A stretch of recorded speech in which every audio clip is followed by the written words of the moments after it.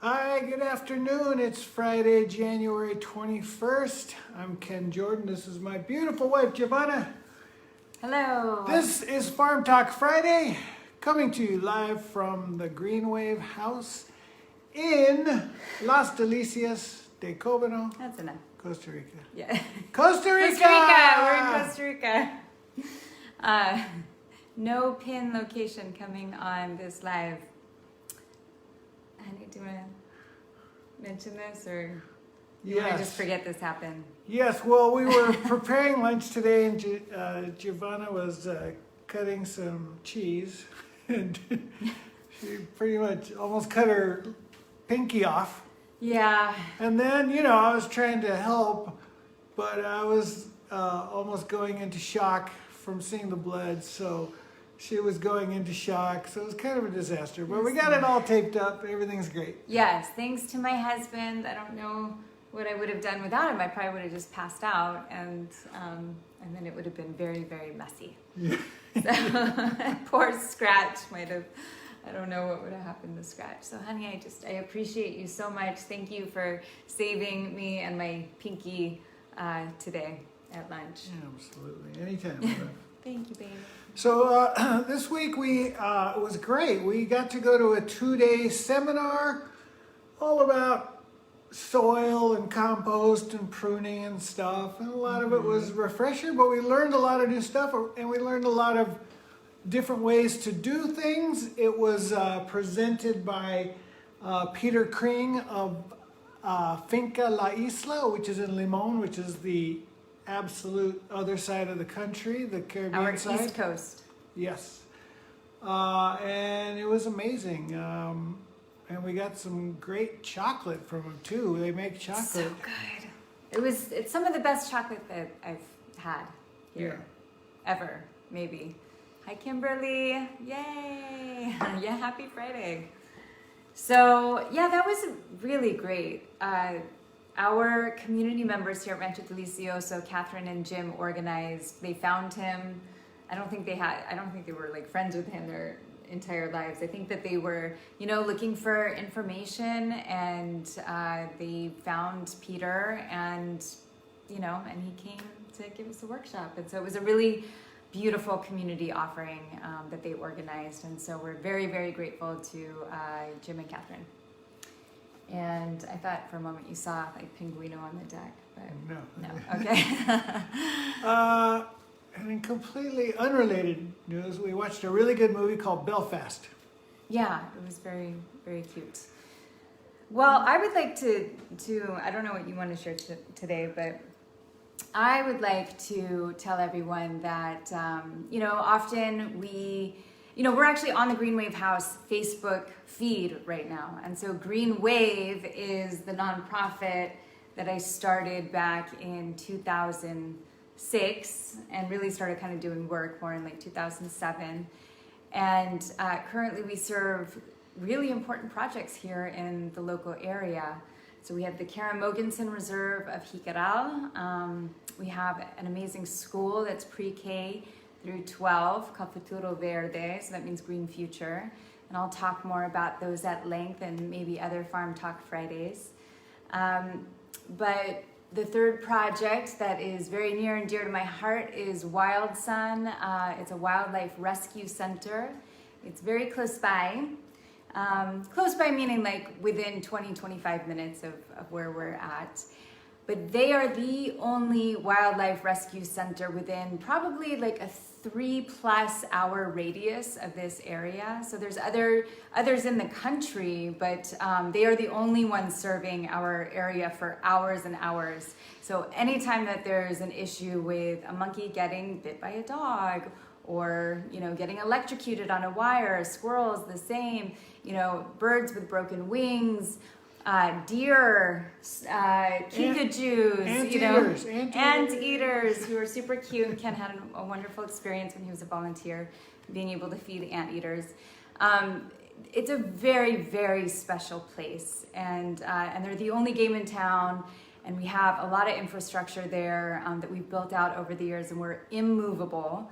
In addition to taking care of wildlife, so we have an ICU unit. Kimberly, who is one of our dear friends who's on, is a nurse. She is like super high tech and is a nurse to a heart surgeon. Hi Jane. Kimberly, you might have to, clarify for people in comments because I'm not sure that I'm giving you enough justice. But you might appreciate the fact that we are taking care of these little animals in our community. But we also have the conservation side. We have a very important species reintroduction program of the scarlet macaw that went extinct on the peninsula because of habitat loss, aka deforestation. And so back in the day, the government said it was okay to cut down the trees. They didn't know at that point in time how devastating that would be apparently to the local environment. And they made way for cattle. And, they realized at some point that was a wrong move. And so, we've had some trees coming back naturally, but the scarlet macaws never came back. And so we have adopted this successful program that was started, just kind of like down the road in the other direction from us. It was going on well for about 10 years and they needed to pass the baton on. And Wild Sun was the only qualified place to take on that project. And so we have this amazing species reintroduction project as well. And it's kind of a fragile operation. And so the reason why I'm bringing all of this up today is there may be a need to do a Save Wild Sun campaign. And so anybody that watches this that is in the local area, whether you have supported Wild Sun before or not, even if it's just like, I love Wild Sun, great. That's kind of what the campaign is. Like, share it. Like, make sure that people know there's a lot of people coming in here to party.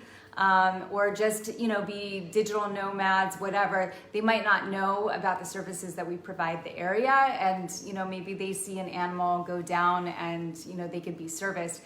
But the real reason why I'm bringing it up is that the Save Wild Sun aspect of it is someone wants to throw parties just within a 5-minute walk of our ICU.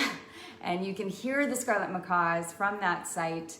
And, unfortunately, even though I am so pro-party, there are better places to do this. And it would be really tragic, to have the impact on the land that it would for various reasons that I won't get into all of it. I'm going to be making some more posts. I already made one personal post.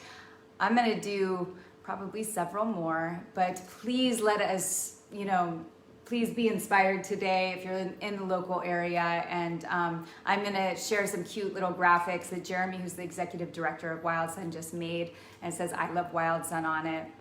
We'll have some facts. You can just reshare it from our Facebook page, or you can, make it your new profile picture, your new banner, whatever it is. But just getting the word out and just kind of letting people know, especially if you know supporters of the center. Obviously, I'm going to reach out to the supporters too that we have on our newsletter list, but we just need everyone kind of on board to, to have our back on this.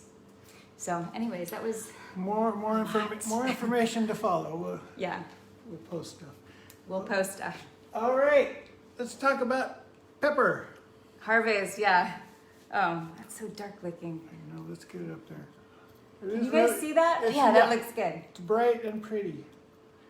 It's very Christmassy. Yeah, this is our very Yule time. This is our black pepper. Yes, but it starts out green. So apparently we're late on this. We were kind of waiting for it to turn black, but you don't. You pick it green and then dehydrate it and it goes black. Something like that. Something like that. So we learned this at the permaculture workshop this past week.